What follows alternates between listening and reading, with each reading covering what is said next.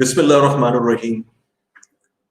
Qul huwallahu ahad, Allahu samad, lam yalid, walam yulid, walam yakul lahu kufuwan ahad. Sadaqallahu al-Azim. Ladies and gentlemen, Assalamu alaikum and very good evening from Pakistan. My name is Mohammad Asfar Ehsan and I'm founder of Corporate Pakistan Group and Nutshell Conferences Group. On behalf of Karachi Electric, NEPRA and Nutshell Conferences, I'm grateful to all the virtual participants from Pakistan and outside Pakistan attending our today's webinar on green energy, Pakistan's energy transition, the road ahead. Our today's speakers list is outstanding. We tried to engage the best practitioners on this topic. Chairman NEPRA, Mr. Tawseef Farooqi is with us today. Mr. Naveed Asghar, Member Finance, WAPDA is with us today. Ms. Naz Khan, she is the Chief Strategy Officer of K Electric. Mr. Masroor Mahmood, President, Pakistan Afghanistan for General Electric. Dr. Mia Farooq Haq, Director Infrastructure, Housing and SME Finance Department, State Bank of Pakistan. And Mr. Shahjahan Mirza, the CEO of Energy Development Board. So this is our today's speakers faculty, the faculty for practitioners. And without any further delay, I want to request Ms. Naz Khan, Chief Strategy Officer, K Electric, for her welcome address. Ms. Naz, please. Thank you, Asfar. And allow me to start today's monologue by thanking the members of our illustrious panel for taking out the time to be here with us today, and in advance for sharing their knowledge and valuable insights. I'm especially grateful to the Honorable during this webinar. As we all know that the federal government has set commendable renewable energy goals for the next decade.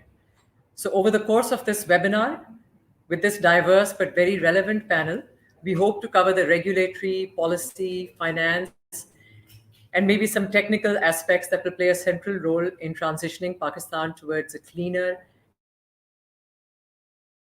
and greener energy future. I'm sure that there will be lots to discuss and debate, but if we are to achieve the federal government's vision for 2030, it is imperative that we create the platforms that will bring together stakeholders, catalyze the conversations, and cultivate a collaborative environment via which we can achieve the ambitious targets set out. This green energy dialogue today is a small step in that direction. So without further ado, let me hand it over back to you, Asfar, to begin the green energy dialogue. Thank you.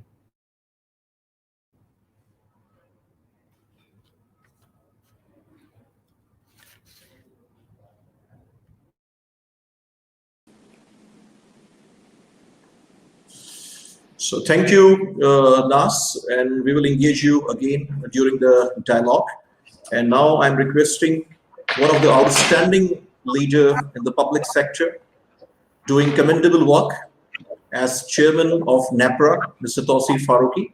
Last year, we hosted one-on-one conversation with him from Corporate Pakistan Group, and he's very active on the social media and public media domain as well, sharing his thoughts on the topic. I'm requesting Mr. Tawseef Farooqi for his opening remarks and his thoughts on the subject. Mr. Tawseef Farooqi, please. Bismillah ar-Rahman ar-Rahim. Thank you very much, Asfar and Naz, for your opening comments. I welcome all the participants.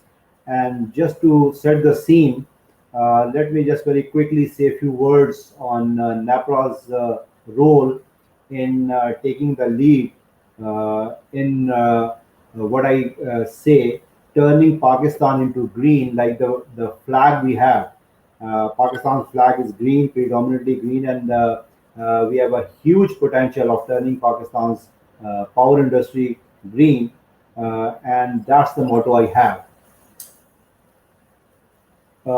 Today's topic is about energy transition, and I believe this transition is only possible if we transition our brains, our minds, and we become more receptive to the changes which are happening around us across the globe.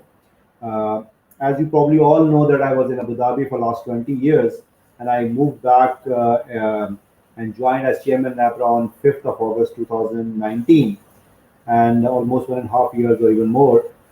I'm striving to make Pakistan's power industry little modern and try to take it to the heights it truly deserves.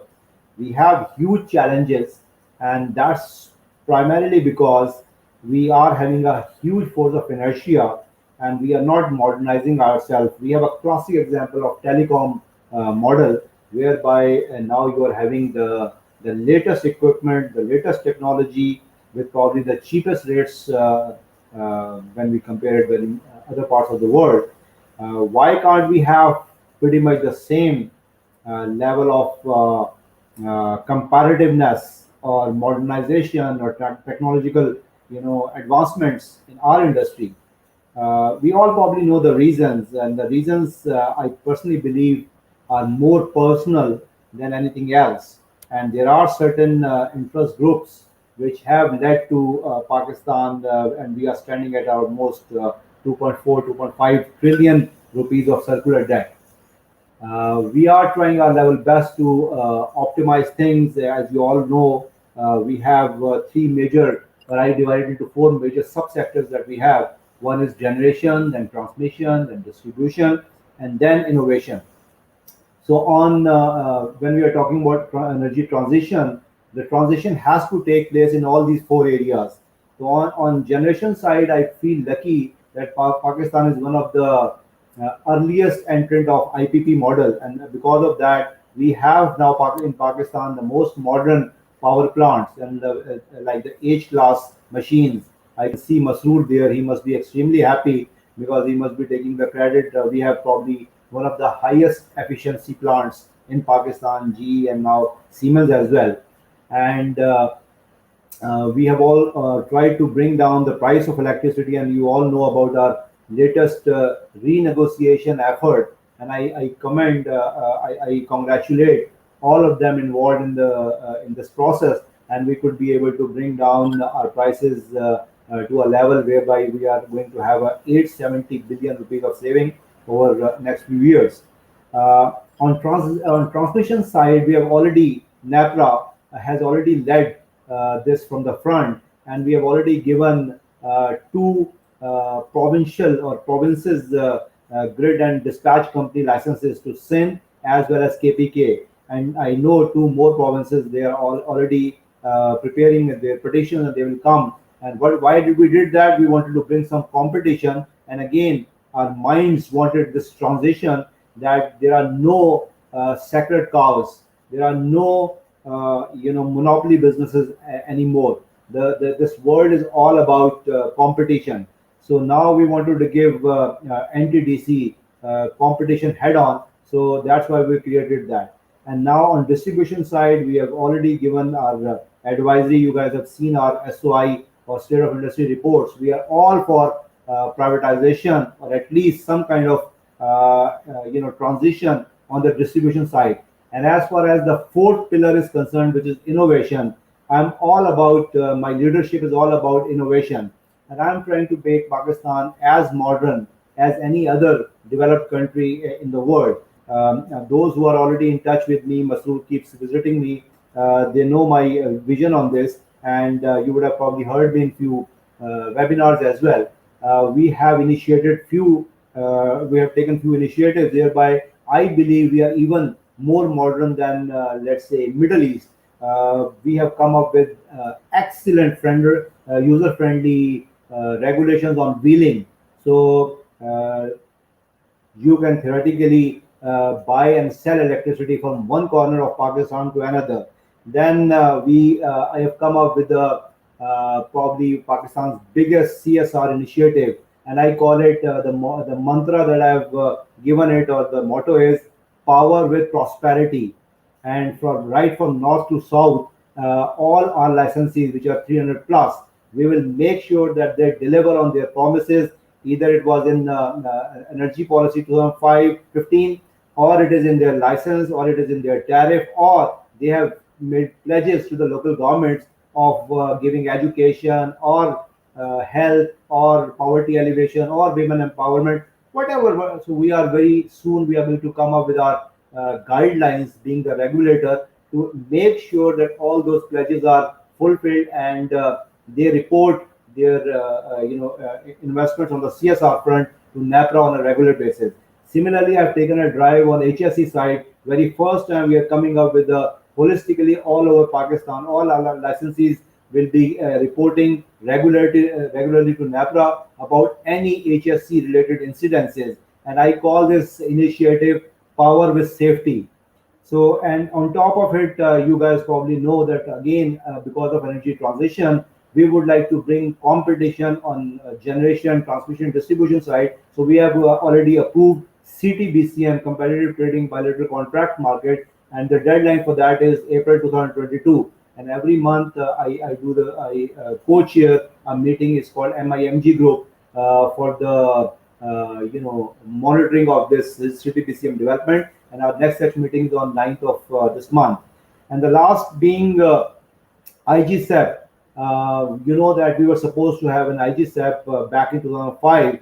That is the way how you basically expand your market in a scientific way by keeping the demand and supply in a balance and coming up with the least cost generation as well as other power assets considering the demand in the country. Unfortunately, it never happened.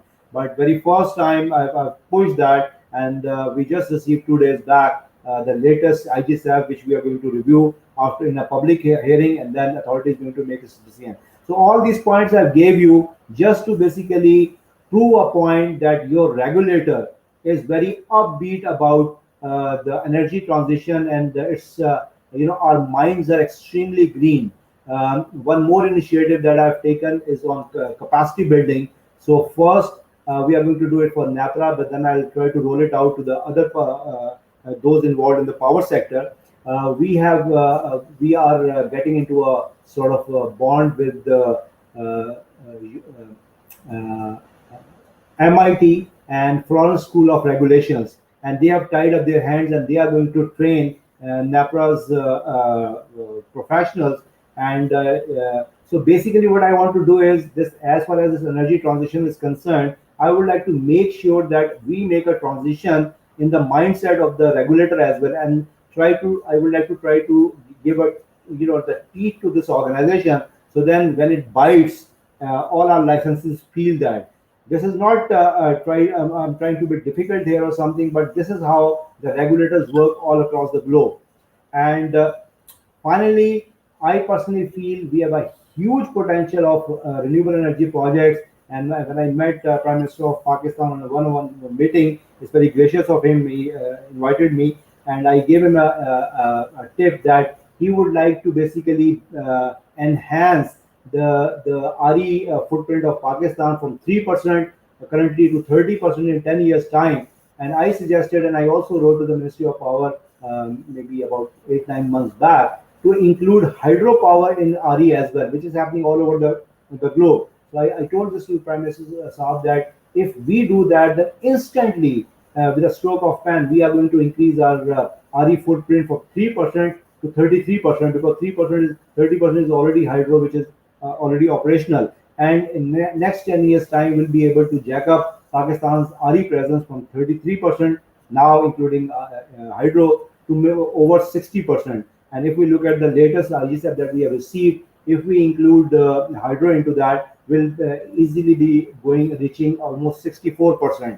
And you would already probably know that a few months back we already got with our serious push, we could be able to get 5 projects, RE projects, see the daylight. And now we have already given, while there was no energy policy or RE policy in the country, NEPRA did its job, and we kept on pushing for the RE projects. So we have brought down the tariff from 17 cents now to 3.2 cents. So that's a monumental service, and we already have given the license as well as tariff for 12 of these such projects, and that is awaiting the notification from the government.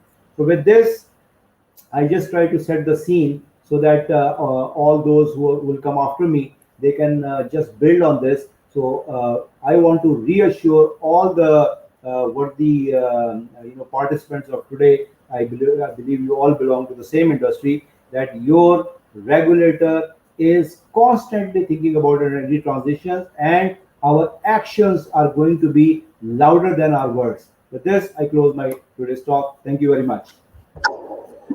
Thank you, Mr. Tausif Farooqi. And now, ladies and gentlemen, I want to reintroduce our panel. Mr. Naveed Asghar is the Member of Finance of WAPDA. He's with us today. Mr. Tausif Farooqi just shared his opening remarks and thought on the topic. He's the Chairman NEPRA. Mr. Masroor Mahmood, he's the President, Pakistan Afghanistan for General Electric. Ms. Nas Khan, she is the Chief Strategy Officer of K Electric. Dr. Mia Farooq Haq, he is the Director, Infrastructure, Housing and SME Finance for State Bank of Pakistan. And last but not the least, and a very important player in this industry, Mr. Shah Jahan Mirza, the Chief Executive Officer of Alternate Energy Development Board. So we are starting our discussion on today's topic, Pakistan's energy transition. And my first question to all the panelists is, and we will start with Mr. Shah Jahan Mirza, what has been done to achieve the vision set for energy transition, and how do you evaluate the current progress on Pakistan's energy transition? Mr. Shah Jahan Mirza, please, and I will request all the panelists after him to please share their views on this topic. Mr. Shah Jahan Mirza, please. Sir, आपकी आवाज नहीं आ रही है. Please, yes. My mic is on from here. Yes, so, yeah, we are listening to you. Yes. Okay. Thank you very much for providing me this opportunity. This is I would say great forum of professionals and practitioners to share the thoughts, and probably this is one of the most important topic of this time, that we want to look at what is the energy transition plan of Pakistan. In terms of your question, I think some of the facts you already know. Some of the facts Mr. Tausif Farooqi has already put in front of you. But I'll take you through as AEDB, which is the one window facility for development facilitation of the RE projects in Pakistan. So far as you know, that there's 1924 megawatt. 1,924 megawatt of RE power projects are in operation, which includes wind, solar, and bagasse power projects. So this makes around 5+% of the current capacity of the installed capacity of the country, and another 860 megawatt 16 power projects, they are under construction, which are likely to be commissioned by end of this year and early next year. So this will certainly increase the percentage from 5% to above. And as Farooqi Sahab has said, if we include the hydro in it, which is generally accepted principle all over the world, that hydro is a part of the renewable energy process. So this takes the total to around 2,900. Sorry, take the total to 29%. So that is around 29% we have the RE currently in the field. And in 2019. Government announced the renewable energy policy, which was finalized in 2020, and the policy has very ambitious target of achieving 20% of RE in the grid by 2025 and 30% by 2030, which is I would say a very ambitious target.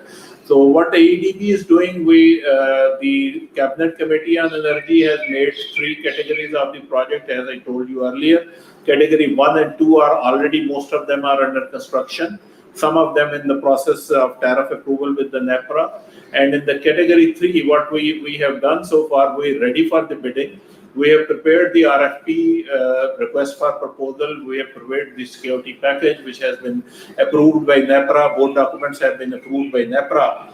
And one thing I think which Farooqi Sahab also mentioned, that we have been lacking in terms of planning, that we don't have a scientific basis and very systematic basis of planning previously to take the generation planning forward. This time it is being done through the indicative generation expansion plan, which has been submitted to NEPRA. Once it is finalized, that will actually give us the quantum of energy and the capacity which we need to do through the RE till 2030. This will give us a year-wise quantum, and then we'll decide that how to implement it under various within the various province. So we are just waiting for the approval of the indicative generation expansion plan from NEPRA, and then we'll decide the quantum and we'll move forward with the bidding process. So in this policy, one other strong feature I think which is very favorable feature that we have so far not been as a country have not been able to do the competitive bidding bid on the power projects in IPP mode. So in this policy, the main emphasis is on the competitive bidding process, and all these projects which now will be done, all of them will be done through the competitive bidding. So we are ready for that in the AEDB, and we'll certainly take it forward as soon as we get the IGCEP number. But there are challenges. I think we can cover it later on. But a lot of work is being done, and I would say the AEDB is ready to implement this competitive bidding process as soon as we get the number of quantum of the additional capacity we need to implement through the RE projects. Thank you. Thank you, Mr. Mirza. Now I request Mr. Naveed Asghar, Member Finance WAPDA, for his views.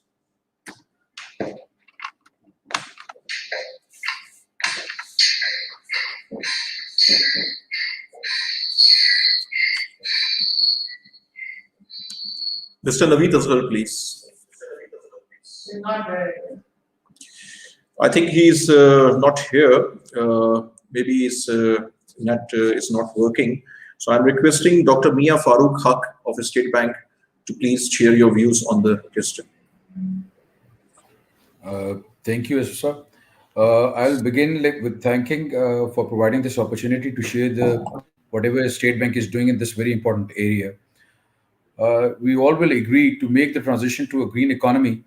Specific enabling conditions are required that may make green sectors an attractive opportunity for investors and businesses.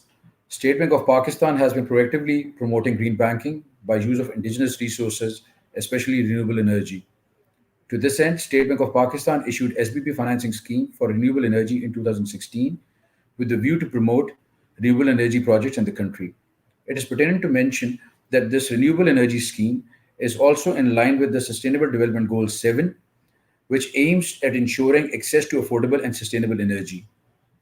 Based on positive feedback from relevant stakeholders, the scheme was revised in 2019. Let me give you a brief introduction about the key features of the scheme. Under the scheme, financing is available for power generation of up to 50 megawatts using alternative renewable energy sources, including solar, wind, hydro, etc. Under Category 1, financing of up to 6 billion is available for prospective sponsors that are desirous of setting up renewable energy projects for generating electricity for own use or selling to national grid or combination of both.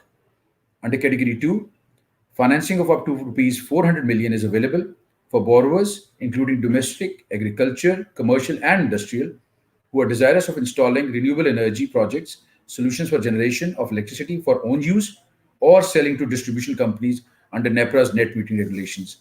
As I mentioned, that the scheme was revised as a result of positive feedback in 2019.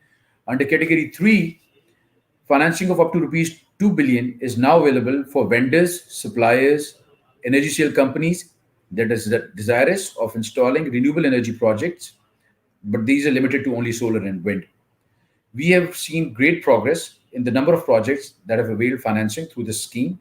As of February 2021, over 500 projects with total capacity of approximately 850 megawatts have secured financing under the scheme. The total outstanding in the renewable energy scheme as of February 21 is 36 billion. So we continue to partner with banks to promote this scheme under all these three categories, and we have been receiving quite a lot of interest. And right now it's 36 billion, but as far as the pipeline is concerned, it's almost double or triple of this amount. Thank you.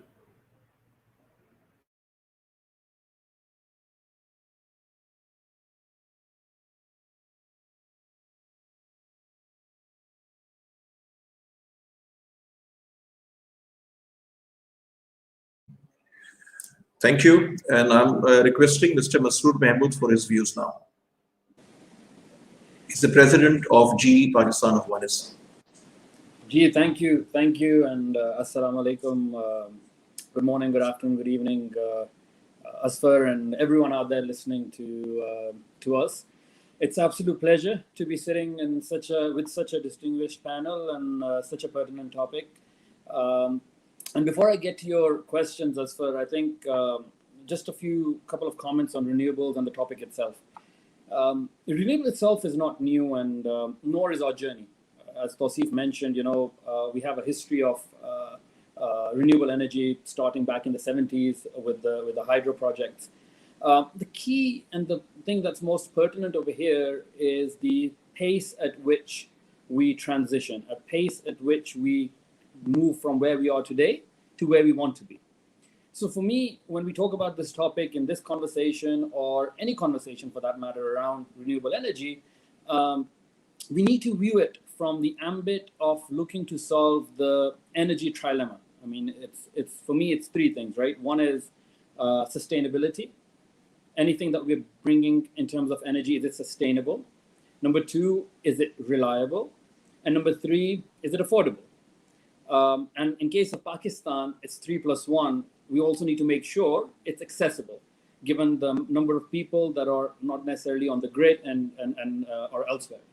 So a lot of my conversation today is going to revolve around the energy trilemma and what are the tools that we're going to be using to fix it. Achha, putting this aside, coming to your question, Asfar, I think for the first part of your question, in 2 words, I think not enough. And I think with respect to your second part of the question, in 3 words, not fast enough. I'm not a pessimistic person by nature, I promise you that, and Tawseef and my friends on the panel can vouch for that. But by the way, I'm not even oblivious to the challenges that are being faced by the key stakeholders, not least the people that I'm with right now on this panel, but also by everyone out there that's actually working hard. But for me, this is an opportunity. Once we realize that we can do more, it's an opportunity for us to focus on the energy trilemma and use the tools to tackle it. Now, what are those tools? From my vantage point, there are 3 things we need to focus on. 1, advanced technologies, something that the developed world is working on. 2, digitization. Cannot stress enough on digitization, to be honest with you, and I'll talk a bit more about that. And 3rd, going hybrid. Hybrid does not necessarily mean in terms of power plants, but in terms of the mixture and the basket of goods that are being used to produce energy. Let's go back to the basics. You asked, is energy transition possible? Absolutely, it's possible. But if you look at, for instance, let's make it more personal, right? Look at the COVID pandemic right now. Now, this mask is something that was never part of our lives until very recently, and there's not been very many black swan events, frankly, as impactful as COVID pandemic that we've seen, at least in our lifetimes. Having said that, there's still a long way to go to overcome this challenge, but everyone has come together, from medical manufacturers of vaccines to governments to literally every individual in every household. This is an effort that has gone across all echelons of the society, across all departments, all government bureaucracy, all private sector bureaucracy. And this is the kind of effort that we need to apply in order to transition from where we are today to achieve our goals. It's hard, no doubt about it. I'm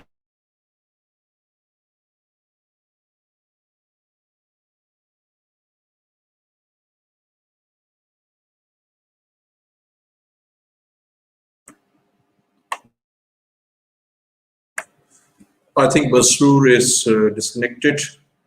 My request to Ms. Nas Khan to please share her views on the subject, and we will continue Masroor's view when he will be reconnected again.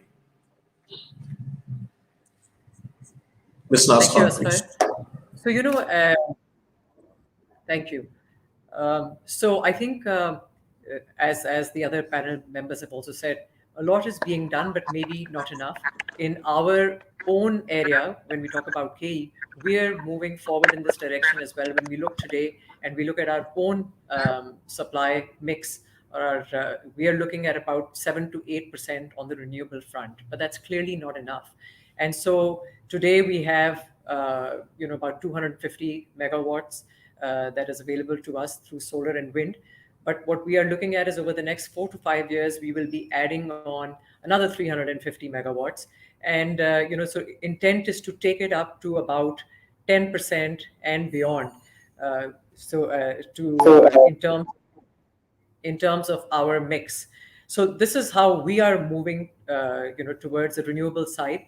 And I'm also going to take this opportunity, actually, when we talk about taking it to 10%, when we go beyond that as well, I think there will be a need to actually review the transmission and the grids and the network as well, because there will be challenges on that count. And since we have a very esteemed panel here that can probably comment on that, so while we will review that internally at KE as well, when you want to move to higher percentages, I'd love to hear other panel members' views on that at some point in time. In addition, when we look at it by the policies that the government has taken, the regulator has taken, when you look at from a DISCO perspective, when we see net metering and how the uptake on that side it's been quite tremendous. So when we see 2018 and the number of applications that we used to get in an entire year, now when we look at KE and its service territory, we are getting the same number of applications that we got in the entire year in 2018. We are now getting them in 2 to 3 weeks. That's the kind of uptake. And that tells you that the policies that have been enacted have been very favorable on that count. And so that really is kudos to the people on this forum and others. One other major contributory factor there is also the green financing that the central bank has provided. So I think when you create and you work together and you create this enabling environment, it really helps the transition well. And I hope we can see that further in the future. Thank you, Nas. And now I'm requesting Chairman NEPRA, Mr. Tausif Farooqi, for his remarks on this subject. First of all, I'm a born optimistic guy. I am never pessimistic. So I would rather say that I would see it totally differently. I would rather say that Pakistan, like in business world, we have this terminology called early entrant advantage. We are having a late entrant advantage by entering here. We had very expensive project at 17 cents per kilowatt hour. Now that we are entering this RE world, despite being late, but I would say we ourselves kept away from RE world, because we are the ones who actually entered into this field long time before. If we would have considered our hydro projects in RE, which God knows why did we take it out, we would have been probably the champions of RE right from the word go. But anyhow, even if we correct this mistake that we did in past now, and we start beefing up our RE presence now, we'll be absolutely fine, and we'll be doing it at an extremely cheaper rate. And I'm not trying to criticize anybody, but let me just give due credit to NEPRA authority and my predecessor especially, that that when it was pitch dark all over, they were the only beacon of light, and they were the only ones trying to spread some illumination, because we face so much resistance from now very champions of the REs while trying to even come up with the net metering, which is basically self-generation at a very, very small scale. We are facing huge problem as we speak on the wheeling as well. I mean, our friends from the discos, they have gone to the courts against our decision, whereby we are trying to promote REs and especially hydro projects, whereby they can do the buy and sell. So all these modern initiatives we are trying to come up with, we are facing huge resistance. But we are like one man army. Everybody is trying to go towards south. We are leading towards north. That's where the destination is. That's where we have to go, and we are marching slowly and but very firmly towards that direction, despite all odds. And we have revolutionized the way things have been happening in Pakistan on the RE front, and will continue marching in the right direction. I've already mentioned net metering. I've already mentioned wheeling. I've already mentioned our initiative of hydro, adding hydro in the renewables. We are also working very aggressively on the microgrids. This is, as we speak, 30% of my fellow Pakistanis, brothers, sisters, they are without electricity. So my biggest challenge that I have given to myself, there are two biggest challenges that I believe I have. One is being a regulator. I would like to deregulate this market as much as possible. This is a goal that nobody has given to me. I've set this goal for myself. The second is I would like to, service those Pakistanis which after 73 years of having Pakistan as their country, they couldn't have electricity. So how can we do that? Previously, it was probably thought that it's commercially unviable to reach them because like in our far-flung areas of Pakistan, there are few houses after many kilometers. It was commercially unviable to provide transmission lines or distribution systems to them. But now with the advent of RE and with the most modern distributed energy and microgrids, it is very much possible. So now I've started working as again under the CSR initiative with many potential investors to start servicing those and bring them. We are in the modern areas of Pakistan. We are talking about energy transition, whereby those people who have not received electricity in the 73 years since making of Pakistan, they need transition in the sense that they need electricity, the very first kilowatt hour ever in their life. So we are working on that. Another very modern initiative we are working on is EVs, electric vehicles. We are in the advanced stage of finalizing our regulations. We are working with NECA. We are working with many other ABB and Siemens and many other interested parties, and we are trying to come up with. So NEPRA will have a very strong presence on that front as well, whereby we are going to give you the infrastructure, we are going to give you tariff, and very soon, inshallah, most of us will be driving, especially the participants, the electric vehicles, not only in the main cities, but in the far-flung areas of Pakistan. So this is our vision, and we are very aggressively working on that. Thank you. Thank you, Mr. Faruqi, and for your optimistic views. And I'm going to, for the second question now. Mr. Naveed Faruqi is on the motorway, and I think he will rejoin us soon. So in the meantime, we are starting with the second question, and this is all so for all the panelists. And I want to start again with Mr. Shah Jahan Mirza. And question is, what are the challenges in transitioning and converting to a cleaner energy mix? So Mr. Shah Jahan Mirza, please. And I want 2 to 3 minutes views maximum from each panelist. Thank you.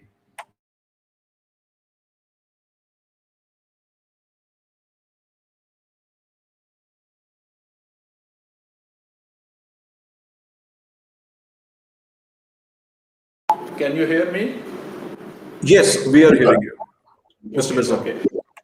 Just couple of points regarding your previous question. Mr. Faruqi has covered the net metering initiative. This is a great initiative and response is unprecedented. So far, around 200 megawatt equivalent generation license has been issued by NEPRA. So in terms of energy transition, I think this is probably one of the most significant steps which NEPRA and the government and the ADB has taken jointly. And we are working in terms of enabling environment to simplify the certification procedures. Actually, AEDB certify the installers to keep the quality under control and provide best services to the customers who want to set up these solar generation plant at their homes or their businesses.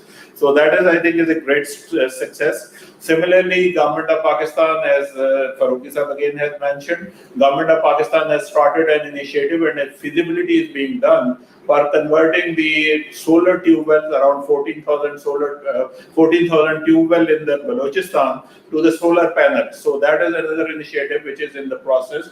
The third initiative, which is actually in the process to make the remote areas of Balochistan provide electricity, that is the concept of the mini grid or micro grid using the solar and wind technology. For that, feasibility is also being carried out, which will be completed soon. So these are all the enabling environment, and these are the steps which are being taken to make the energy green Pakistan in the next few years. Coming back to your second question, I think what we see in any transition, in any change, the fundamental thing is the mindset and the enabling environment. So these are two fundamental characters. So we are working together with NEPRA, with the Government of Pakistan, to change this mindset, because whenever we talk about a large induction of the RE into the national grid, so there is always a big question mark that whether our grid is capable and suitable to take the RE energy in a big way, in a big quantum. So of course, it is not. But what we have to do and what we have started doing, there are various studies have been done to identify the weaknesses and the improvements required and the reinforcement required in the grid. So the first step actually which is required, that is the reinforcement and the improvement of the grid. Then obviously the extension of the grid is also very important to the areas where actually the RE could be generated, particularly the wind corridors. So on that working is also being done. Then one again where we are behind in the grid, that is the SCADA and the automatic generation control system.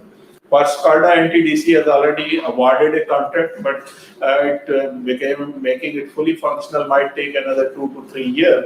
But that will really help in controlling the intermittency and volatility of the RE generation. So that will be a big step actually for accepting the more and more RE power generation in the grid. The other areas, I think, where we are already working, that is doing the feasibility study of that, and we are also working to look into the feasibility of the hybrid projects in the RE, which means that on the same side we'll be generating power from the solar and the wind resources.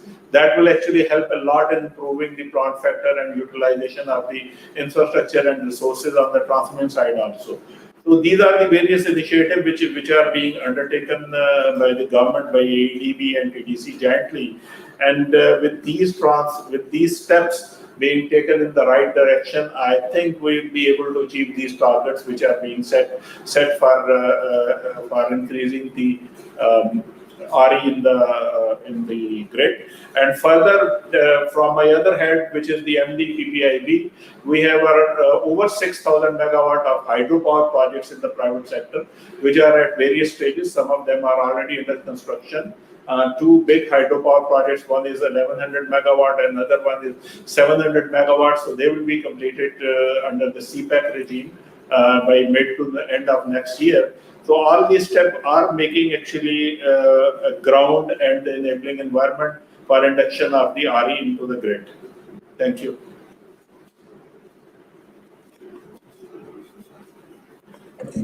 Thank you, Mr. Mirza. Now requesting Dr. Imran Farooq for his views. Thank you, Espa. I'll just pick up on the analogy Masood Saab mentioned, and that was about how things revolutionized and changed during COVID, and how our lifestyles were redefined. So given that RE, yes, perhaps it's an old area, but for Pakistan it's still new and we are still learning a lot about it. So what perhaps we need to do is, as a regulator, whether it's a central bank or NEPRA, as Farooqi Sahab mentioned as well, that they are going in that direction as well, that we have to keep our regulations dynamic and live. We have to constantly update according to the market expectations, because this is something that we are learning as we go along as well. From the central bank's perspective, I can share with you that We introduced the scheme in 2016. We changed it in 2019. We introduced something new very recently in 2020. But as we speak right now, we are in the process of reviewing our guidelines again in light of the feedback that we are receiving from the market participants. So the learning curve is steep in this area. We have to keep ourselves abreast with the changes that the market comes along with, and accordingly, we have to redefine our regulations as well. So this is one of the challenge, but we have to live up to that, and we have to work accordingly. So yeah, that's it from my side. Thank you. Thank you. And I want to know the views of Mr. Tausif Farooqi, the chairman NEPRA, on this subject. And later I will go to Naz and Masroor. Mr. Farooqi, please. Yeah, as per, I have to really apologize because I have to leave at 4:55. So I will not probably be here until the end of. Yes, I received your message, but I want to appreciate your presence here and your views. So till 4:55, we will love to hear you more. Mr. Farooqi, please. Yeah, basically, a short answer and a long answer. I will try to finish even the long answer within 2 minutes. The short answer is mental blockade. You said, what is stopping us from this energy transition? I personally believe there is nothing on ground which is actually stopping us. The technology is there. We are probably spending a lot more in very expensive projects. So why the hell we are not going with the cheaper projects? I am being chairman NEPRA totally, failed to understand. In the last 1 year and a few months, I'm in the office. The practical issues that have been presented before me to make a convincing case that we can't add RE is because we have overcapacity. And since we have overcapacity, there's no room, at least for now or in the immediate future, to add RE projects. Just 4 or 5 days back, there was a hearing by which was, on the. You guys probably know that last year we gave a industrial support package, and thereby we offered 50% discount to the SMEs, B1, B2, and B3 consumer, and 25% discount to the large scale consumer, which is. So what happened was that basically this is over and above the consumption that they had last year. So because of trying to sort of tickle with the very first interjection that we had, it has really spurred the economy, and we could be able to increase our units sold out by around 17-18%, and year on year growth. While everybody was projecting Pakistan will not probably be cross 1%, Pakistan has already crossed 4%, and the chances are we are going to end up crossing 4.5% growth this year, which is amidst COVID. And I assure you, you all guys who have belonged to power industry or energy sector, or our friends from State Bank who have been directly helping this sector grow, that this didn't happen, accidentally. A lot of great efforts have been put, and our sector, energy sector, has a little role to play as well, because the best thing is that we had the energy available, we had the power available to stand shoulder to shoulder, with the new initiatives, with this growth, large scale manufacturing, or even SMEs overperforming. So this, if we would have been in our past few years same situation, then it was simply not possible, because we were lacking electricity, where we had acute shortages by 4,000-5,000 megawatts. So where that excess energy has evaporated, because they brought and indicated that they would like to have load shedding. So I said, no question of load shedding. So the point I'm trying to make is that by spurring the demand or tinkering with that, we could be able to jack up the demand, as well as that resulted directly in the growth of the economy. And we have a huge potential or appetite to add RE projects as much as we can. So these are my views, and I think the only person that, as they say, stop you from growing is you yourself. So in this case, if we are not putting REs, then no one else is responsible, only we ourselves. Thank you.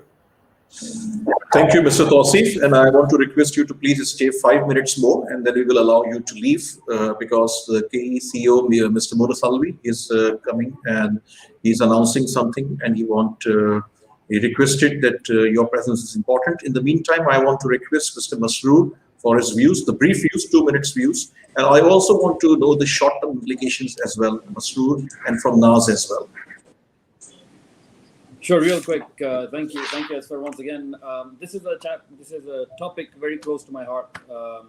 As Tausif and a number of other panelists on this call will testify, alternate renewable energy is something that I've been following very closely. I do understand the challenges that have been there to roll this out, and they're not any mean achievement in terms of what the stakeholders have managed to do so far. It's taken its due course, due time, but alhamdulillah, we're moving towards the right direction. In terms of the challenges, I think one of the ones that I was going to highlight was something that Tausif brought up right now, was the supply-demand, generation surplus conversation, which I think he hit out of the park. Absolutely agreed, Tausif. With 1% GDP growth a couple of years ago, with estimated 4.5% GDP growth this year, with a growing population, we're targeting 8 to 9% GDP growth on a consistent basis, inshallah, to get to where we need to get to. We will find this energy, lack of energy, if we don't do things in a proactive manner. I think affordability is something that Mr. Saab was already touched about, so I won't talk about it. I think the last part is, there's a lot of focus on generation. I think as far as generation is concerned, the company that I work for, there's a lot of work that we've done on generation, and there's a lot of achievements over there. I think transmission and distribution, again, SCADA system, Mirza Saab, what you mentioned, and not only that, the digitization of the same. This is where I think we're going to find a bit of a challenge to upgrade, improve the bottlenecking, and actually this is going to be probably the biggest bottleneck that we have to grow renewable energy. So my 2 cents on this, Asfar, I'll pass it on to Naz. Thank you. And before Naz, I want to acknowledge Mr. Munas Alvi, the CEO of K Electric. He's here, and he wants to announce something. And after this discussion, he will present the vote of thanks and the summary of the discussion. Munas, please, what you want to announce? I hope some good news. Munas is the most wanted person in Pakistan and one of the finest leaders I experienced in my 18 years professional. Mr. Munas Alvi, please. Please unmute yourself.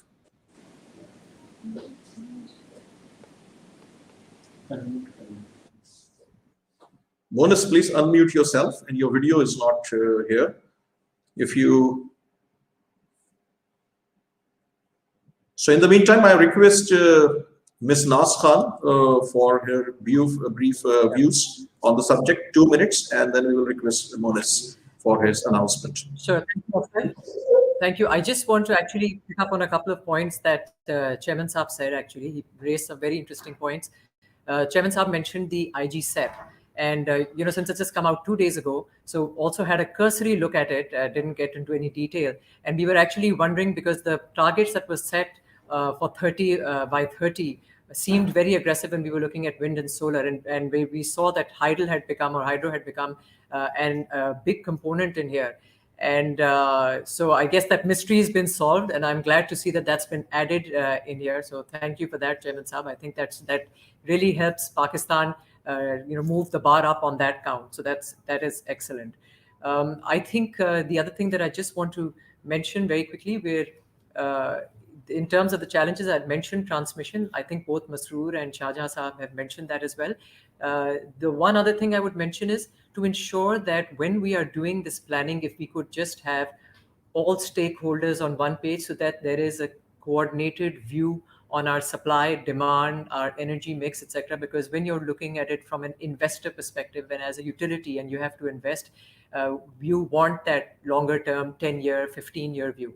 And that's the one challenge that we typically come up against. That's the only thing I'll say here. I know Munas is online, so I'll step back. Bismillahirrahmanirrahim. Thank you very much, everyone, for attending this webinar and enlightening all of us, especially the regulator Tausif Farooqi Saab, along with Shahjahan Mirza Saab, State Bank, Amir Saab, and others, and Naz for encapsulating the entire key view. I think I'm sure that Tausif Saab will bring the rates of renewable energy down. I have no doubt about it, and inshallah will help all of us. And as explained by Naz, we are fully committed to bring the large size renewable power to K Electric and to this part of Pakistan so that the customers can benefit of it. Uh, with this, I would also like to announce from K Electric a 5 million rupee fund for Akhuwat Foundation so that they can use this money to extend credit to people who want to have this renewable power in areas where there is grid connectivity is a problem. And this will help them multiply this effect. I know they have a very healthy recovery ratio, and this amount will multiply. It is also going to help us in the SGD where we'll provide power to the people who are not able to have access to power because of grid and other connectivity issues. So this is our contribution, and I would really like to thank NEPRA, Tasif Saab, and especially Madam Huma.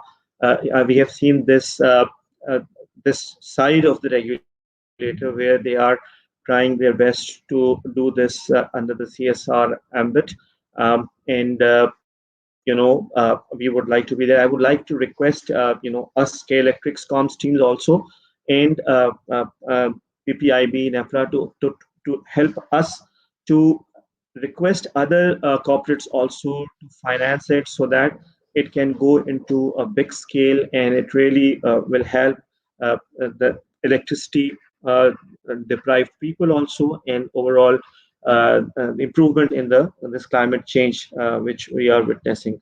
With this, I would thank you very much, everyone. I would like to see you all of you again in energy here.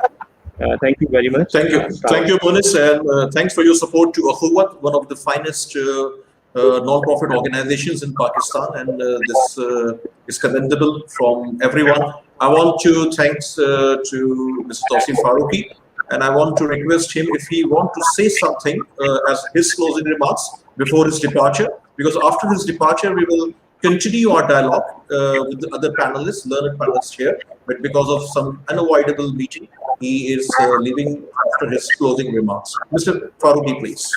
Yeah, thank you very much. And extremely happy because 2 weeks back we had this first seminar with webinar with Akhuwat in collaboration with the licensees, and I think Angro was the first one to announce that they are going to chip in or make their contribution, and but they didn't announce any amount. But today I'm extremely happy that Monis has already taken a giant leap, and he has already announced an amount, and it's very gracious of Dr. Amjad Saqib that they have named that fund as Power with Prosperity. That is the mantra that we started using while promoting our CSR drive. So I'll be extremely happy, and when I'll be taking my last breath in this world, that I try to make a very positive contribution. And I'm extremely happy that KE has partnered with us on this.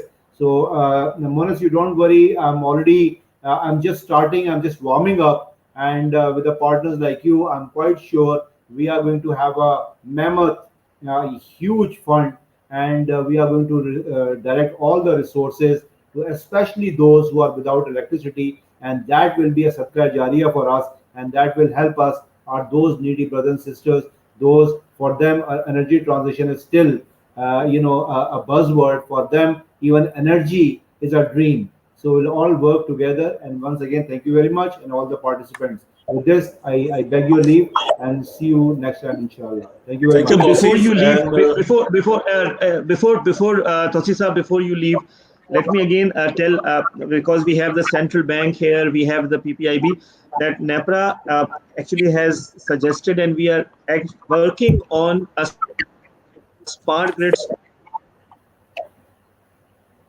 solution on in our area, or on a large scale basis. Transmission is a problem, and hopefully inshallah very soon we will also announce some kind of an off buy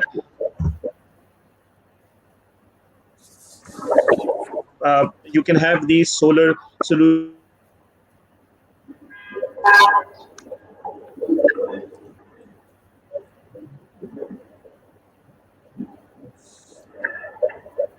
I think Bonus disconnected again. So you said very good slogan of Huwat, power with prosperity. And I want to thank again Chairman NEPRA, Mr. Tawfiq Farooqi, who's a very dear friend. And for him, I want to say that his current role is like power with vision. And with your vision, I hope that we will achieve good results, and this will be beneficial for all concerned. Thank you, Mr. Farooqi. And from here, I want to re-continue Nas from my last question. So please continue your thoughts on the subject and the short-term implications. And later we will ask further questions from our learned panelists. Nas, please. So sorry, I think I already mentioned some of the challenges, but let me also take this opportunity to also mention, as the chairman Saba said, and there are other people here that have promoted this market, that as a utility also, we obviously want to move forward very progressively on this count. Masroor mentioned innovation, etc. So we have also at our end actually just launched a company and forayed into this area, into the distributed generation area, where we will be bringing out Case Solar, where we will be providing customized solar energy solutions to the public at large. And so we're very excited about that. It's a new initiative that we've taken, because what we've seen is that as energy prices have continued to move up, and solar energy solution prices have moved down significantly, there's such a gap that this as a solution has become a no-brainer. And whenever typically you look at the general public, most people see that with electricity prices going up, while people don't generally know that it's a uniform tariff policy, they feel that it's K Electric or any other disco that's actually raising electricity prices. But the fact is that you want to be able to provide those solutions to your customers as well. So either we can be a part of the solution, or we can continue to be a part of that perceived problem. So that's why we have also forayed into this and decided to enter the space as well. In addition, EVs were mentioned as well, and even EVs, we signed up with Shell. We hope to bring the first EV charging stations to Karachi within this summer. And there are 3 sites that we've identified for that. So inshallah, we will be doing that as well. So we hope to play our part, at least in moving towards this energy transition in whatever space we can play in. Thank you, Nas. And now my question to Mr. Shahjahan Mirza. What actions are being taken to decarbonize and move towards climate recovery? How would you propose the country move towards renewable? Your thoughts, please, Mr. Mirza.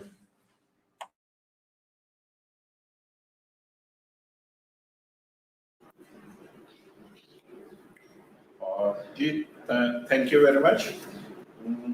I think Pakistan has one of the lowest carbon emission. That is a fact. But again, we have to basically provide access to the electricity under the Sustainable Development Goal SDG number 7. So we need to work on that. And as we have already discussed, the initiative being taken to reduce the emissions is that more and more renewable energy is being injected. That is through net metering or on-grid, off-grid. The 2019 policy, which has a distinct feature, is that they are basically considering and encouraging the off-grid RE installations also. So that incentive is also there. In the AEDB, we are working on the net metering. So that is, as I said earlier, that has brought in almost 200 megawatts of the solar electric generation on the rooftops. So that is another big initiative which will help. Similarly, as I said, WAPDA is also doing some of the hydropower projects. PPIB is doing some hydropower projects as IPPs. So all these initiatives will certainly help in terms of improving the decarbonization in Pakistan and the countries. The electric vehicle has also been mentioned. I think that's also a big initiative, because the major part of emission is coming from the vehicles burning. So all these steps will certainly help in terms of improving the decarbonization.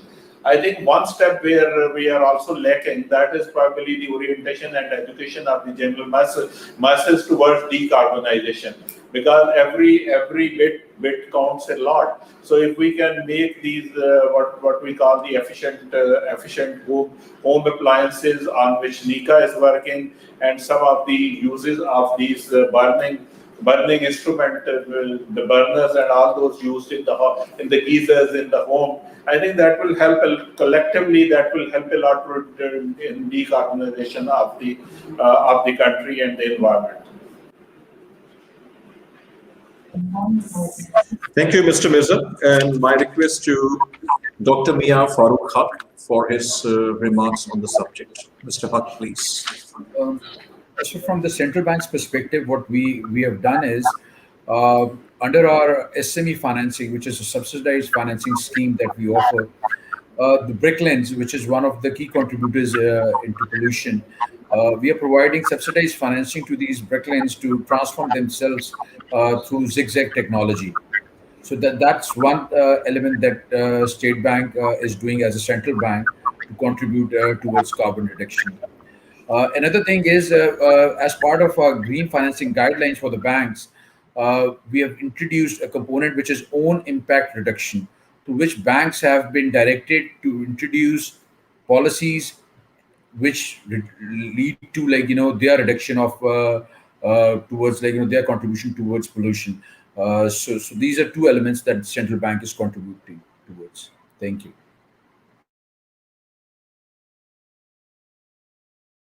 Thank you, Dr. Haq. And now I request Mr. Masroor Mahmood of General Electric for his views on the subject.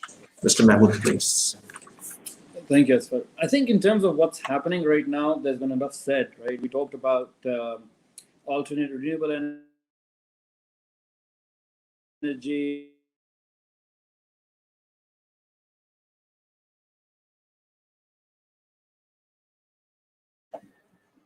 I think some problem in Masroor's connectivity again. So digital platform is a blessing, and sometimes disguise as well. So he's here again, and I want to share with the panelists and our participants that this live webcast is actually right now live on Facebook pages of K Electric and National Conferences Group, and also YouTube channel of K Electric. And few thousand individuals are watching live from Pakistan, as well as from around 15 plus countries all over the world. So this is the power of digital. And with this note, I want to request again Masroor to continue his remarks. Thank you.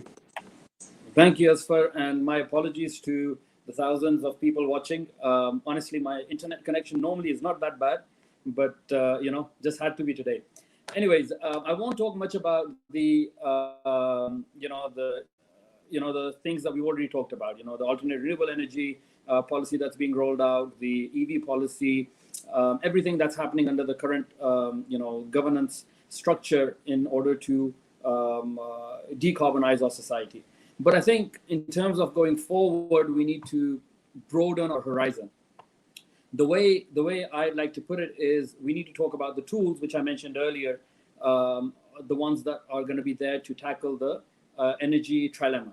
And the tools are threefold, right? One is digitization, the other one is advanced technologies, and the third one is hybrid mix. On digitization, let's, for an example, grid, right? The largest industrial system built by mankind. Our focus needs to be more proactive than reactive. Ultimate goal needs to be to build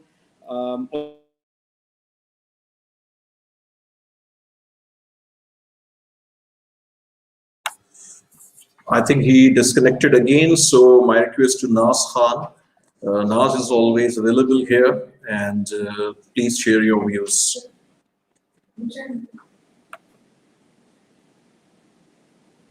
Thank you, sir. I think it might be helpful for Masroor if maybe the video is switched off, then we can maybe listen to him. Yeah, I'll just give me 2 seconds. I'll just cover this now if you guys can still hear me. Sure. Can you hear me? Yes. Yes, yes, voice is clear. Please continue, Masroor. Apologies. If I drop this time, then let it be my punishment, and then we move on to Naz. So finally, I'll move on to digitization. I'll move on to the other two important topics, advanced technologies. It's very easily said that introduce new technology from 63%, efficient turbines to say 70% eventually. But there can be other technologies that can be added to the existing infrastructure that we have. There's a whole new focus on moving to hydrogen within the world right now, from LNG, which eventually gets to the net zero journey. Obviously, in Pakistan, we don't have that ecosystem of hydrogen, but that's a food for thought. Another technology that's big right now is CCUS, carbon capture utilization and storage. This can be added to combined cycle plants that are not highly efficient, and we can use them to improve the efficiency of those power plants. So, advanced technology aside, finally on hybrid and mix, I strongly believe it's not going to be a one fuel source solution to get to our goals. It will be a mix. It will be a mix of LNG, mix of hydrogen sources, wind, hydro, anything that improves our current efficiency and current environment. With that in mind, I think this mix of the new calculations in the ARE policy by introducing hydro is absolutely in the right direction. We just need to do more and more of that. So in short, for this, that I ended up losing track of because of my internet connection. 3 things to look out for: digitization, advanced technologies, and hybrid and mix solutions going forward.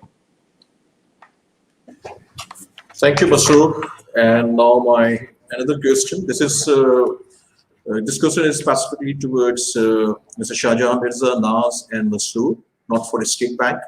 And my question is that there have been coordination issues in the past between the power sector stakeholders in terms of delays in grid provision and over planning. My question is that what measures are being taken to avert such situations in the future? Mr. Shahjahan Mirza, please.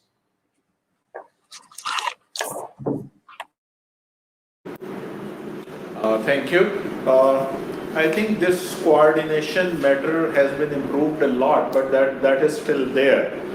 This is not only the power sector. I think this is our dilemma as a country, that we generally operate in our own pockets and in our own domain, and we are not very, very proactive or outwards going to get the opinion of the others in term before implementing the decision. But in terms of your specific question regarding the grid, I think there are two aspects of it. One aspect is a genuine aspect, because when we were saying that the transmission line, since I am on the NTDC board also, so I know the other side of the story also. The NTDC maybe 10 years back, 8 years back, was used to doing 1 or 2 or 3 projects in a year at a very leisurely pace. So there was no compulsion, there were no pressures. But when in 2013, 14, 15, government started pushing the generation side, so the generation projects were relatively very simple. There was a boundary wall and they have to build the project within the boundary wall, and that's it. But for NTDC, the problem was that there was hundreds of kilometers of the transmission line. Right of way was a big issue. The internal HR capability of the NTDC was another issue, because they were not used to taking these challenges of doing 30, 40 projects at a time. So there were capacity issues within the NTDC. And the third issue which came up, which was really, I would say, unanticipated, that was that we were not actually getting the contractors to work on the projects. Whenever we start bidding, we find that there are 4, 5, 6 contractors, and they are bidding for each project, and ultimately we get into the situation where if they work on the one project, they don't have actually staff and the team to work on the second and the third projects, because all of them were working. So I think these were the issues which initially were faced, but now to quite an extent, those issues of the supply side are under control. And NTDC board has also been changed, so there is a new board also. So we are working very hard, and things are gradually improving. We have seen the two blackouts in the last couple of years, but I think probably some of you might not be aware that a couple of days back there was another situation when there was a windstorm in Sindh, which actually where few towers were collapsed on the main transmission line, but the NTDC and the team were able to avert the blackout like it was happened previously. So system is getting improved, but the coordination is still need to be done. And to this extent, what I think Masoor has been pressing again and again, that is the digitization, advancement of technology and automation, which we have not been able to do in most of the public sector institutions. So that is the dilemma here we are facing. But still we are coordinating what has made somewhat difficult things. I think it's a bit of a controversial subject. But when we issue an LOI or a letter of support to an IPP in PPIB or in AEDB at federal government level, we always have the NTDC and the power purchaser CPP on board. We get upfront consent from them so that they know that this project is coming up, then they have to provide the infrastructure for the evacuation, and power purchasers know that they have to sign the agreement and whatever they need to do. But there are many projects for which the LOIs have been issued by the provinces, which are not on the radar of the NTDC and the other institutions which have to provide the evacuation facility. So we are trying to improve on that also. The new RE policy has a very specific mechanism of steering committee under the AEDB board, which will have a coordination with the provinces and other stakeholders. So things are gradually improving, and we are working towards that this cooperation and coordination issue does not come up in a major way. Thank you. Thank you, Mr. Shahjahan Mirza, for your insights and your thoughts. And I will request my friend, Ms. Naz Khan of the Electric, for her views. Ms. Naz Khan, please. So I think that Shahjahan Saab and maybe I thought better from the State Bank to comment on this. So I'll pass this on to the State Bank actually, because when it comes, this is more government related more than anything else.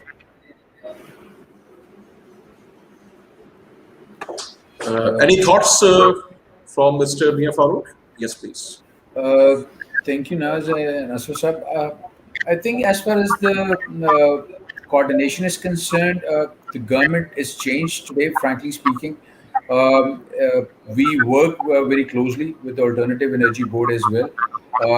Our renewable energy scheme was introduced in consultation with the AEDB. And whenever we want to bring any change, we have a consultative process. So things are changing, and they're changing in a positive way. So I think we should all be optimistic about it. Very good. Thanks, Mr. Haq. And Masoor, any thoughts on the subject, or I will move to its next question? No, I actually concur with Naz. This is more on the regulatory and policy side. But just one observation I made, IGCEP is the brainchild between of the growth of our power generation, and the fact that it was initially tabled about a year or so ago, and since then it's been doing a number of iterations. I feel gone are the days where everything was taken and face value. Now there's more in-depth involvement of the relevant stakeholders, Mirza Saab, Tawseef, and being an observer, I feel there's more comfort for us by observing such developments in the long term. So yeah, just an observation more than anything else. Thank you. And let me add to that, Masoor. I think I agree with you. Also, I think the approach taken this time, where actually they've said, you know what, show us the inputs. It's not about the outputs as much. Let's all agree on what the inputs are. Let's agree on the assumptions. And once we are all on the same page as far as the assumptions are concerned and the inputs, and then let's see what the output is. So I think you're right. I think that so it's definitely, we're seeing that's all good steps in the right direction.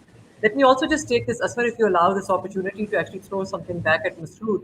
Masoor, you mentioned digitization and technologies, etc. When you're looking at renewable, would you have something to add on battery? Because you know how battery technology, because we've seen on the solar panel side, and that's really where your energy solutions have come down, the cost has come down significantly. But the battery side is something which is still costly. And actually, when something happens there, that can be also very transformative, because then you're talking about 24-hour off-grid potentially. So any comment on that? No, absolutely not. I mean, that's going to be the game changer. I feel personally, and that's one of the hottest topics of discussion internally as well. Whenever we talk to our global research team or engineering team, there are a number of developments on that technology, and I'm not well versed on the technology front, but I can tell you there's a lot of momentum behind that, a lot of money being thrown behind it. Obviously, the likes of Tesla and the rest are doing what they can, but even independent entities that are working towards battery. As a matter of fact, we have a battery gas turbine hybrid. I never thought in my life I'd hear that. That's something that's been operational now in California, if I'm not mistaken. So yes, you're absolutely right. Do we have the solution today? I'm not the right person to actually answer that, but I'm sure if there was, I'd be able to comment on it. But we are going towards that, and that is the future game changer now. Thank you, Masood. And now my last question to all the panelists about EV. And question is, what is being done to incentivize decarbonizing transport and transitioning to EV? How are we cultivating the right environment for such a transition? This is first part. And the second part of my last question is, do the current policies and business environment allow for investments in EV? And again, I want to start with Mr. Shahjahan Mirza.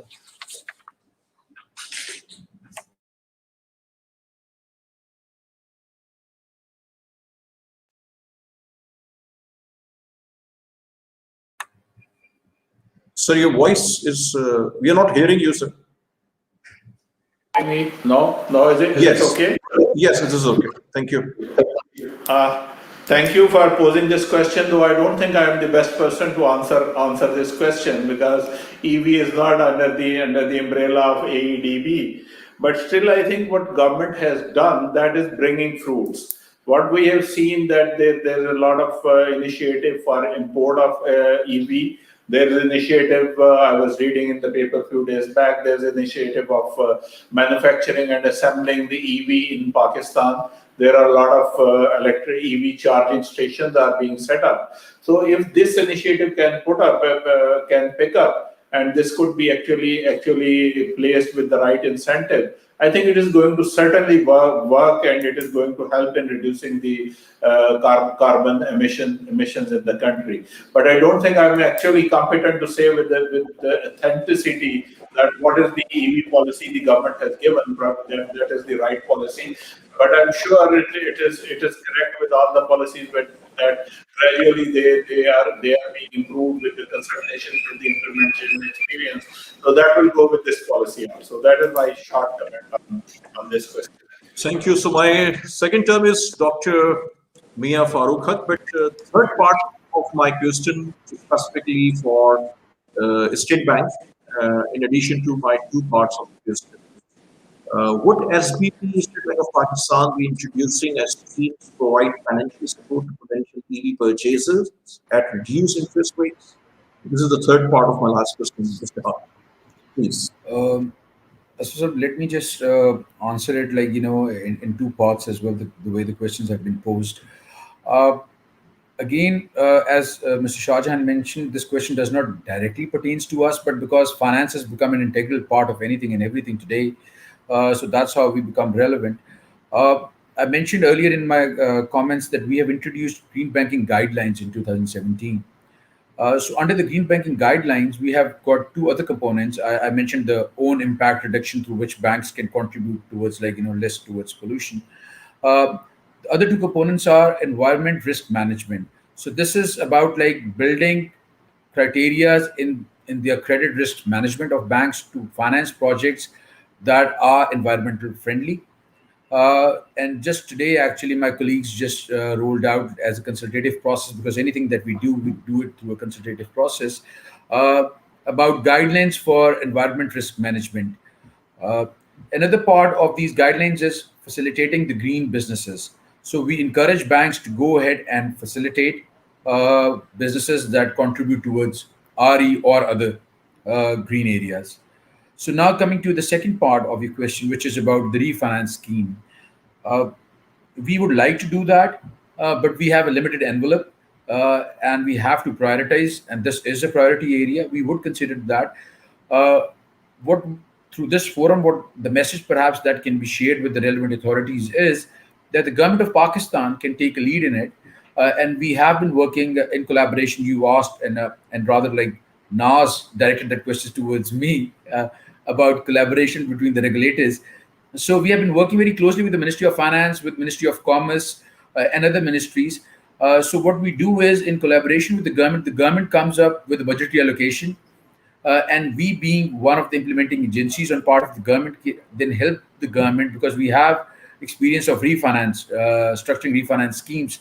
So if government tomorrow allocates budgetary a certain amount through the budgetary allocation, we would definitely help the government in structuring a scheme. And this is an area which is very close to us. It's very close to the governor state bank as well. So we would definitely be interested in doing something like this. Thank you.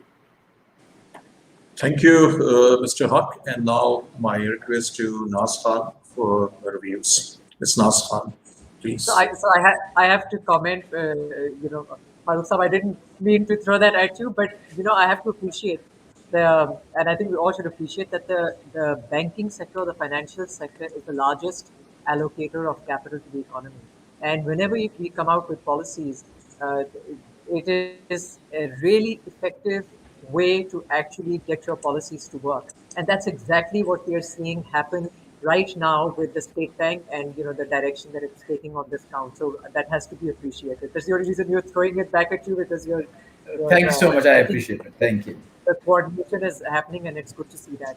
I think, Asar, back to your question, I think 46% of our carbon emissions are coming from burning fossil fuels, and half of that is coming from the transport sector. So clearly, when you talk about decarbonization, the transport sector becomes an extremely important part as well. And I know from our perspective, at least, we want to put ourselves in right behind the federal government's vision on a cleaner and cleaner Pakistan. We want to do that initiative internally as well. We want to be a progressive utility, and we want to serve our customers better. And that's exactly why we, even in this area, partnered with Shell, and we're happy to partner with other people as well in this area to actually bring out the first EV charging stations in Karachi. So hopefully they'll be out there, and then that's the space we want to play in. We are very committed. Thank you, Nas. And now I want to request all the panelists of today's webinar for their 1 minute, 60 seconds closing remarks. I will start again with Mr. Shahjahan Mirza.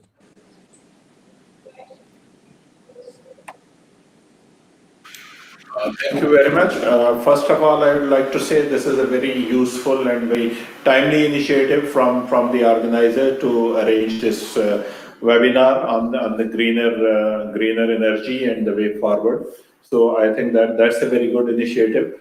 I must appreciate KE and Mona Salwi for announcing this contribution towards the Akhubat Foundation, which is one of the best organizations in the countries who have not only been providing support, but I always appreciate that they don't make donation to the people in a way. They don't want people to just rely on the donation. Rather, they provide loans, and they want people to work and create their own livelihood. So that is a very, very good initiative. Out of this webinar, I think I have learned a lot, and probably there is a lot of food of thought on thinking that how we can take this green energy initiative to take forward.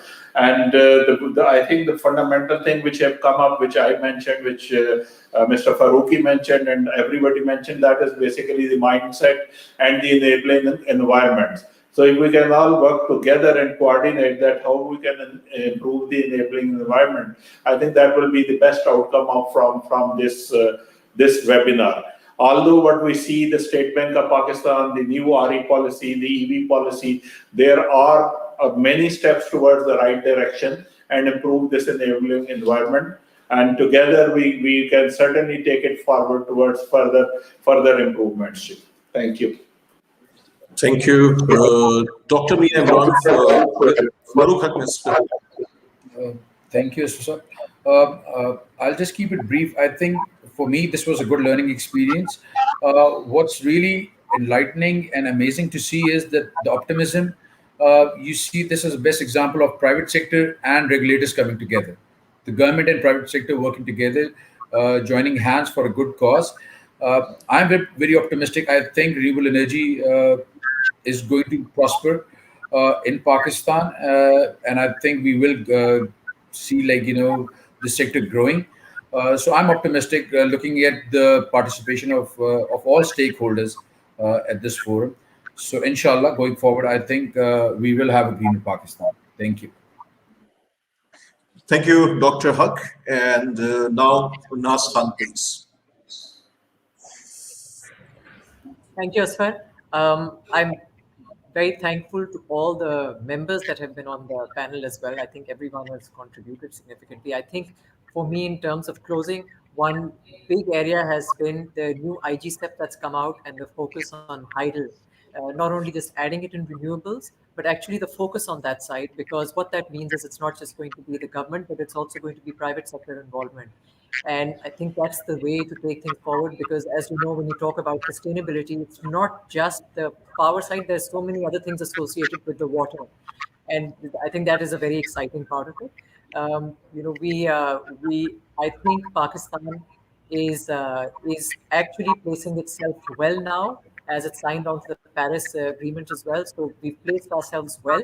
The Prime Minister's vision on the cleaner and greener Pakistan, the country seems to be aligning behind that. And all of us certainly will be moving towards doing our part in that. And that's very exciting. Thank you. Thank you, Nas. And last but not the least, my friend Masroor. And I hope without disconnecting here again, he will complete his view in for 60 seconds. Masroor, please. Thank you, Asfar. I know this is going to stick with me against you for the rest of your life, but okay. Just really quick. For me, I think, first of all, thank you, Nutshell Forum. Thank you, Nas and the team, K Electric, and then obviously NEPRA for inviting me along with such a distinguished panel.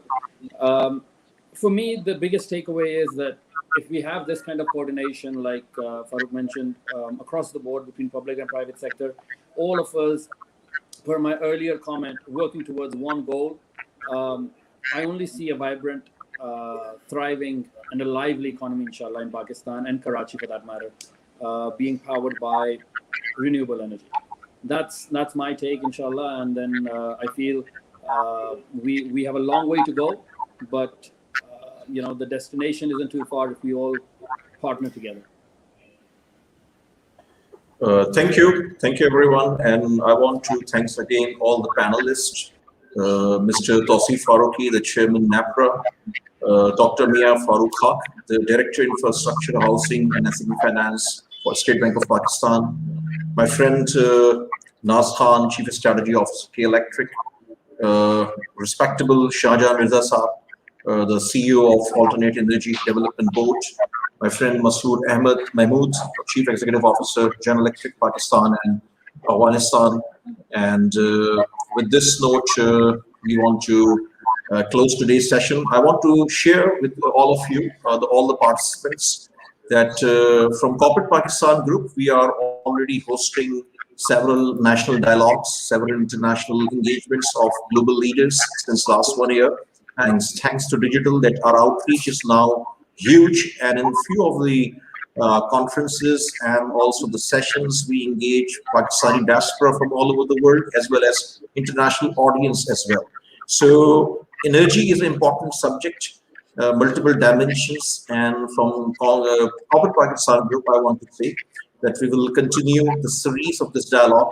We are planning Pakistan policy dialogues on different issues, including foreign policy, economy, energy, health, education, and climate change.